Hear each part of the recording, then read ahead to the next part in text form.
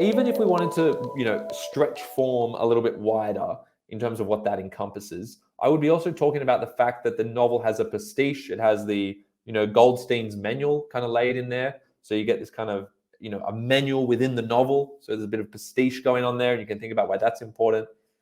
You also get the fact that it's third-person limited narration. So the novel focalizes Winston's point of view so that we can humanize his experience, his human experience, and allow the audience to empathize with his struggle to defend truth, to rebel against Big Brother, right? And actually, triumph ideologically and in terms of his freedom. But he doesn't, he fails, right? Is everything hopeless? Like absolutely hopeless? It seems that way, but you could argue that if you guys read the appendix to the novel, the appendix is really important.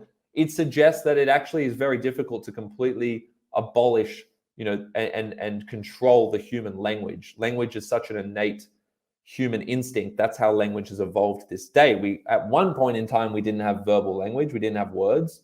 At some point, we didn't have words.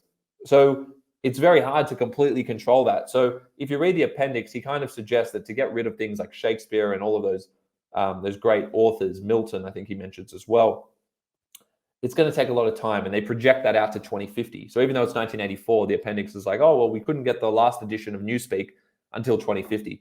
You've got to really know the novel to understand what I'm saying right now, but just be aware that Orwell doesn't suggest that it's completely hopeless.